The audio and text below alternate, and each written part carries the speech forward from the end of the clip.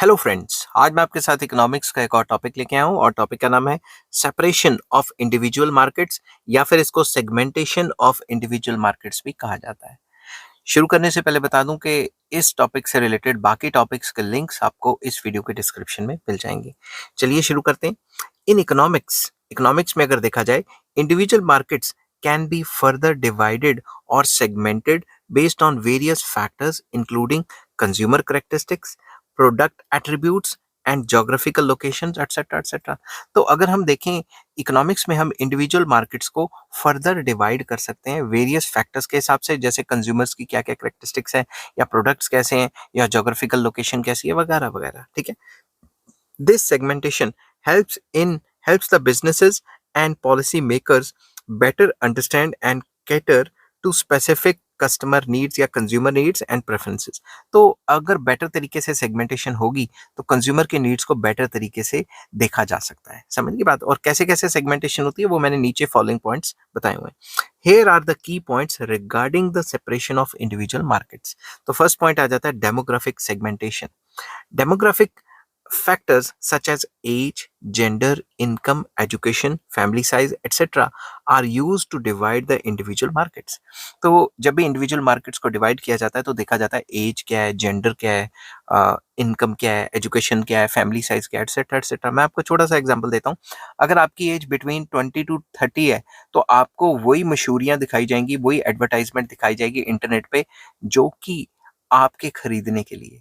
और अगर आपकी एज 30 to 40 है तो उनको पता है कि भाई आप तो कमा रहे होगे, तो आप तो शेयर मार्केट में भी लगा सकते हो, तो आपको ज्यादातर मशहूरियां इन्वेस्टमेंट्स की या फिर इंश्योरेंसेस की या ऐसी ऐसी चीजें जो आप खरीद पाओ। अगर आप कुछ ज्यादा ही कार कार कार सर्च करते हो इंटरनेट पे या कार के व्यूज देखते हो तो आपको कारों की मशहूरियां दिखाने लग जाएंगे, क्योंकि उनको लगेगा कि भाई इसके पास पैसे हैं तभी कार के बारे में नॉलेज लेने की कोशिश कर रहा है। समझ के बात। For example, products like toys and video games may be targeted at a children and teenagers, while the retirement planning services are aimed at older adults। तो वीडियो गेम्स या टॉयज वगैरह की मशहूरियां बच्चों को दिखाई जाती हैं ताकि वो एनकरेज हों खरीदने के लिए। और वैसे ही जो retirement planning services, insurance policies, ये थोड़े से ओल्डर लोगों को दिखाई जाती हैं ताकि वो ले लें। ठीक है। नेक्स्ट आ जाता है geographic segmentation. Geographic location plays a crucial role in market segmentation। ये तो पता है, ज्योग्राफी के हिसाब से भी आप मार्केट को अलग अलग कर सकते हो। Markets can be divided by region, country, city और इवन नेबरहुड। तो इनको डिवाइड किया जा सकता है अलग अलग रीजन्स में, अलग अलग मार्केट के हिसाब से देखा जा सकता है। कंट्री टू कंट्री भी किया जा सकता है, इवन सिटी या नेबरहुड में भी अलग अलग हो सकती हैं। Local preferences, cultural differences and climate variations can impact consumer choices। अब जो सर्दी के इलाकों में मार्केट्स हैं वहाँ पे जो सामान है वो जहाँ ज़्यादा गर्मी पड़ती है वहाँ की मार्केट से तो अलग ही होंगी ना। तो कस्टमर्स को अलग अलग सेगमेंटेड किया जा सकता है, मार्केट्स को अलग अलग सेगमेंटेशन की जाती जा सकती है मार्केट की, ताकि अलग अलग सिचुएशंस के हिसाब से, ज्योग्राफी के हिसाब से अलग अलग सामान बेचा जा सके। ठीक है। नेक्स्ट आ जाता है psychographic segmentation। Psychographic factors includes lifestyle, values, interests and personality traits। इनके हिसाब से भी मार्केट अलग अलग कर देते हैं। Marketers use psychographic segmentation to target consumers with specific attitude और belief।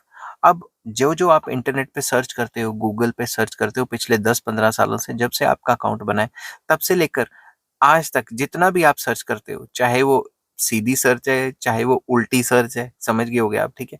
वो सारा का सारा डाटा गूगल के पास होता है और वो उसके बेस पे सोचने की कोशिश करता है कि आपके दिमाग में क्या चल रहा है। तो वो उसके हिसाब से आपके लाइफस्टाइल, आपके वैल्यूज, आपके इंटरेस्ट एंड पर्सनैलिटी ट्रेट्स के बारे में पता लगा लेता है और उसी के हिसाब से आपको मशहूरियां दिखानी शुरू कर देता है। ठीक है। For instance, eco friendly products may appeal to consumers with a strong environmental consciousness। अगर आप एनवायरनमेंट के बारे में बहुत ज़्यादा सर्च कर रहे हो कि एनवायरनमेंट को कैसे बचाएं, ये करें वो करें, तो उस हिसाब से आपको जो इको फ्रेंडली प्रोडक्ट्स हैं उनकी मशहूरी आने लग जाएंगी। समझ की बात। नेक्स्ट आ जाता है बिहेवियरल सेगमेंटेशन।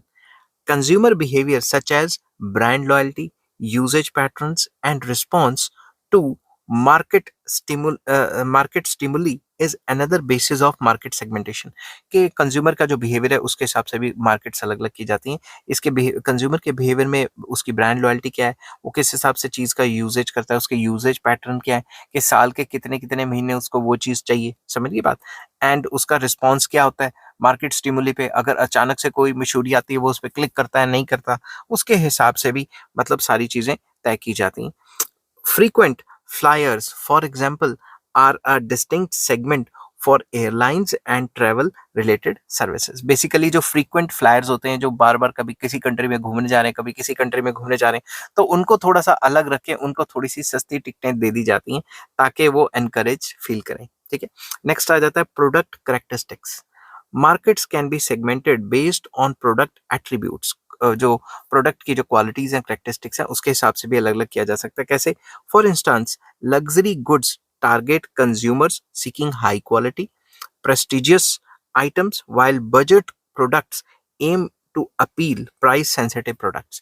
तो एग्जांपल है कि अगर आप लग्जरी गुड्स देख रहे हो तो वो उन कस्टमर्स को दिया जाता है जो हाई क्वालिटी मांगते हैं या प्रेस्टिजियस आइटम्स मांगते हैं। दूसरी तरफ जो प्राइस सेंसिटिव बायर्स हैं उनके लिए बजट फ्रेंडली प्रोडक्ट्स रखी जाती है। अब जैसे आप देख लो बड़ी बड़ी गाड़ियां जो हैं, बड़े बड़े जो फोन हैं, वो अगर महंगे महंगे फोन है, महंगी महंगी गाड़ियां, उनकी मशहूरी एयरपोर्ट पे आपको ज्यादातर मिलेगी क्योंकि जो बाई एयर सफर कर रहे हैं वही खरीद पाएंगे ना। अब आपने कभी रोल्स रॉयस की या फिर कोई लैम्बोर्गिनी जो महंगी कारें आती हैं या मर्सिडीज वगैरह उनकी जो वो है क्या कहते हैं एडवर्टाइजमेंट, वो किसी बस के अंदर लगी हुई देखी है? खुद सोचो। ठीक है, नेक्स्ट आ जाता है usage rate. The market segmentation can be done by categorising the consumers based on their usage patterns. जो कस्टमर ज्यादा यूज करता है उसको रेट अलग देते हैं, जो कस्टमर कम कम यूज करता है उसका रेट अलग होता है। यूजेज पैटर्न के हिसाब से भी मार्केट को सेगमेंटेशन मिल जाती है। Heavy users, moderate users, and occasional users may have different buying behaviors and preferences। तो उनकी मार्केटिंग बिहेवियर डिफरेंट हो जाता है, वो अलग अलग रेट पे सामान खरीदेंगे। जो कम यूज करता है वो कहता है कि चलो मैंने तो कभी कभी यूज करना है तो चलो ले भी लेंगे तो क्या दिक्कत है। अब जो हैवी यूजर्स हैं जिनकी यूजेज ज्यादा है उसके हिसाब से उनकी मार्केट्स अलग हो जाती हैं, उनके जो पैकेजेस होते हैं उनके प्राइजेस अलग होते हैं। ठीक है, नेक्स्ट आ जाता है बेनिफिट सॉर्ट। कंज्यूमर्स में seek different benefits from the products. Consumer को अलग अलग बेनिफिट्स हो सकते हैं प्रोडक्ट से। A market for smartphones for example can be segmented into those looking for advanced features, long battery life और बजट फ्रेंडली ऑप्शंस। जैसे स्मार्टफोन्स है, अगर किसी को स्मार्टफोन्स में एडवांस्ड फीचर्स चाहिए तो महंगे स्मार्टफोन्स बनते हैं, उनका सेगमेंट अलग कर दिया। अगर किसी को भाई बैटरी लाइफ चाहिए तो उसके लिए इन्होंने बैटरी 5-6 हज़ार mAh की लगा के बीच में, और उसकी जो सेगमेंट है वो 10 से 15 हज़ार के बीच में कर दिया। अगर किसी को भाई बजट फ्रेंडली चाहिए उसको 10 से 10 हज़ार 8 हज़ार में बना दिया। तो जो बेनिफिट्स हैं आपको प्रोडक्ट से क्या क्या होंगे उसके हिसाब से भी अलग अलग सेगमेंटेशन कर ली। नेक्स्ट आ जाता है occasion. Some products are purchase for specific occasions, जैसे शादी ब्याह हो गया। ठीक है, the markets for greeting cards, इसमें एग्जांपल ग्रीटिंग कार्ड्स के लिए मैंने for instance may have segments like birthday cards, wedding cards, holiday cards वगैरह वगैरह। तो उसमें अलग अलग सेगमेंट बना दी, समझ गई बात। आप वैसे कपड़े खरीदने जा रहे हैं शादी के लिए अलग सेगमेंट हो गया, ठीक है, बर्थडे पार्टीज के लिए अलग हो गया, ठीक है, और बीचेस के लिए अलग हो गया, स्पोर्ट्स के लिए अलग हो गया, उसमें भी सेगमेंटेशन क्रिएट कर दी। फिर आ जाता है B2B and B2C segment. Businesses can segment markets based on whether they are selling to other businesses जिसको B2B कहा जाता है, बिजनेस टू बिजनेस, और डायरेक्टली टू कस्टमर्स या कंज्यूमर्स जिसको B2C कहा जाता है। इसके बेस पे भी हम मार्केट को अलग अलग कर सकते हैं, मार्केट को सेगमेंटेशन में ला सकते हैं।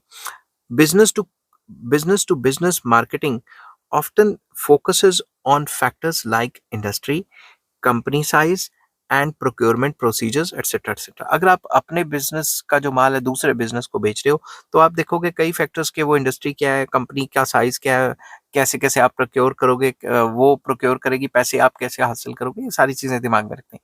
तो ये देख के कि आपने अपना माल कंज्यूमर को बेचना है या किसी और प्रोड्यूसर को बेचना है, किसी और बिजनेसमैन को बेचना है, उससे भी हम मार्केट को अलग अलग सेगमेंट कर सकते हैं। ठीक है, नेक्स्ट आ जाता है multi segment targeting. Many businesses employ multi-segment targeting, tailoring their marketing strategies to multiple market segments simultaneously. वो simultaneously अलग-अलग सेगमेंट्स को अलग-अलग रेट दे रहे होते हैं। फॉर एग्ज़ाम्पल अगर कंज्यूमर्स को बेचना है तो अलग रेट है, अगर किसी दुकानदार रिटेलर को बेचना है तो अलग रेट है, किसी और को बेचना है तो अलग रेट है। समझ गए बात? This approach allows companies to reach a broader customer base. इसके हिसाब से जो कस्टमर है उसके तक ज़्यादा से ज़्यादा कस्टमर्स तक पहुँचा जा सकता है और कंपनी का जो बेस है माल को बेचने का वो ब्रॉडर हो जाएगा। ठीक है? तो बेसिकली इसमें क्या करते हैं इंडिविजुअल नीड्स को जो है देखा जाता है कि फलां इलाके में सर्दी ज़्यादा पड़ती है तो वहाँ इस हिसाब से माल बना देते हैं। फलां इलाके में बारिश ज़्यादा पड़ती है तो उस हिसाब से सामान बना देते हैं। समझ गई बात? नेक्स्ट आ गया customisation and personalisation.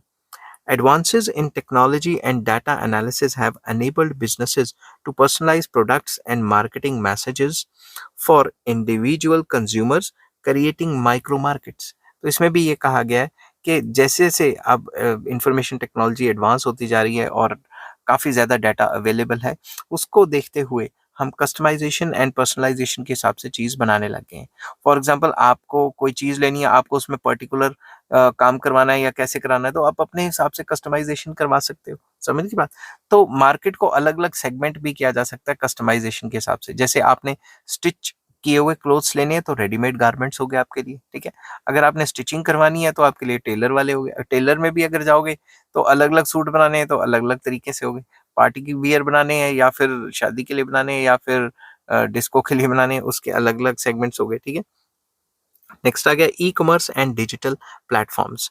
E-commerce platforms use algorithms to segment users based on browsing and purchasing history, providing personalized recommendations and targeted advertising। यही जो मैं कह रहा था कि आजकल e commerce and digital platforms काफ़ी ज़्यादा हो गए हैं। जो जो चीज़ें आप इंटरनेट पे सर्च करते हो आपको उसी चीज़ की मशहूरियाँ दिखाने लग जाते हैं ताकि आपको ज़्यादा से ज़्यादा सामान दिया जा सके। ठीक है?